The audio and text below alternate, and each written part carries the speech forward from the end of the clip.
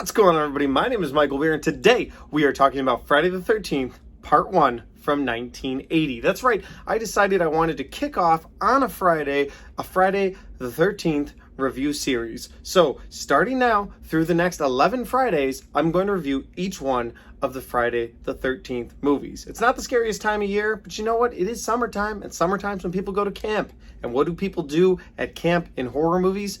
Well, they get killed by Jason Voorhees. Or in the case of Part 1, spoilers here, but I shouldn't have to say that on a movie from 1980, but in the case of Part 1, Jason's mom. Let's do the review. You may only see it once, but that will be enough.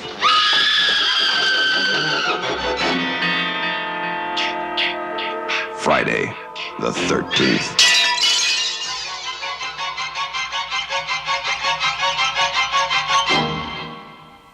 Alright guys, it goes without saying that Friday the 13th, the original, is a classic for many reasons that we'll get into in this review, but I don't feel like I need to give you like a full synopsis of this movie, but for the kids who are new, let's just talk about this movie for a second. Friday the 13th centers around Camp Crystal Lake. Camp Crystal Lake is a place that was shut down back in the 50s because in the opening scene of this movie, you see a boy and a girl who are trying to hook up in one of the hay lofts. You know, they're just trying to do what they need to do, but someone comes up there and murders them, and you don't see who it is because it's like in first person mode, but you see a knife, you see someone kill these kids, and they die, and so the camp got shut down. Now, many years later, here we are in 1980, and they are reopening the camp, and so all the counselors are there to get the camp ready for the kids who are coming in.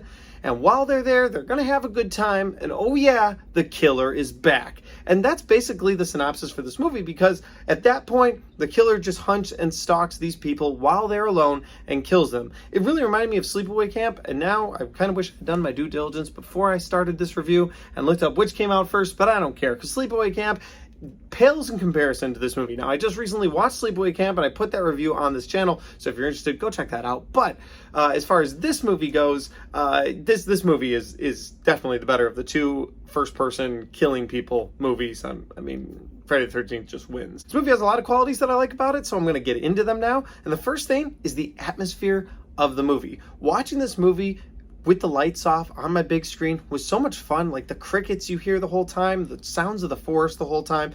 When someone's being stalked and they don't know, but you hear the crunching of leaves. It's so well done. I really liked that about this. I also like the real world feel of it is back in 1980. So if the phone line gets cut, that's it. You have no way of reaching the outside world. I really liked that, because in every horror movie today, if they go somewhere, they have to be like, we don't have a signal. I hope we don't get, and then blah, they get killed. So, you know, they explain that away in that way. They're like, I don't have a signal up here while the monster is chasing me.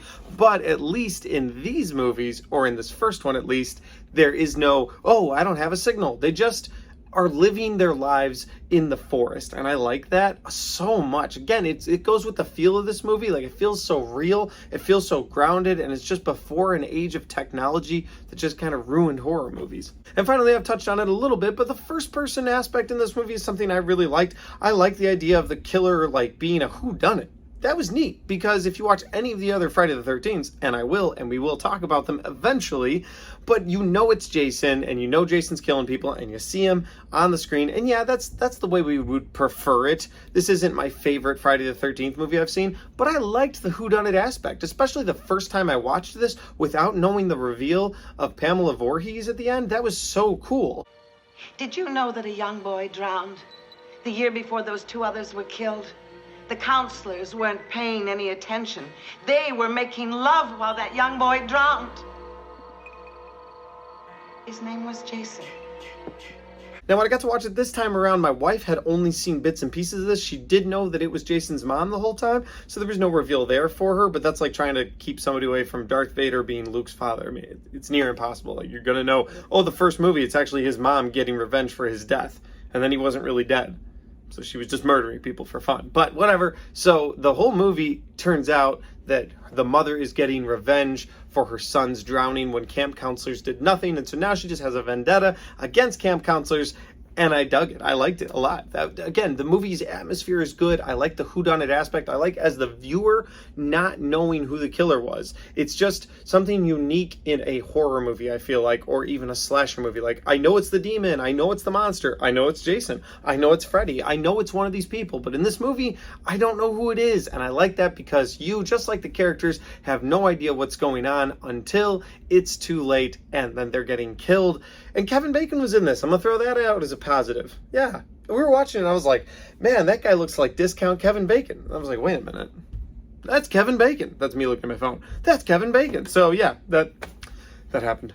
I guess my only negative for this movie is the believability in Pamela Voorhees' strength. And I know I just praised the first-person whodunit aspect, and it was cool seeing the mother do this, but at the end of the day, there's a lot of moments in this movie where you're like, oh man, that's a big dude. And it turns out to be little tiny Pamela Voorhees in her little sweater. And I was like, really? I just, like, there's different points where you see, like, someone's hand, and you're like, oh, that's a man's hand. And then later it was supposed to have been Pamela Voorhees' hand. I don't know, is there, like, I don't know if people have a different school of thought on this, was like, were people like talking about, oh, that could have been Jason that was working with her. I don't know.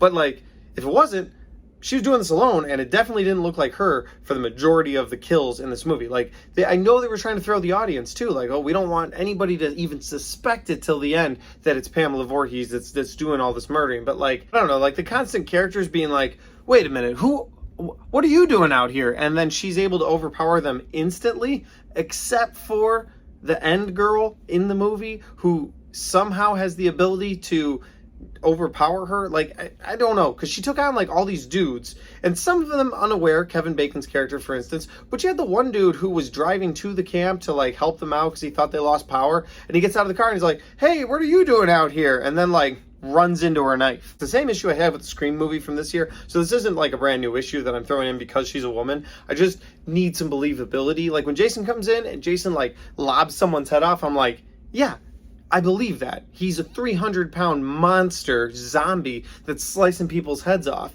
But when Pamela Voorhees like just overpowers someone, because what? Because she's scary? Just doesn't make any sense. Again, I know they were going for shock factor and like, oh, I can't believe that it was the mom.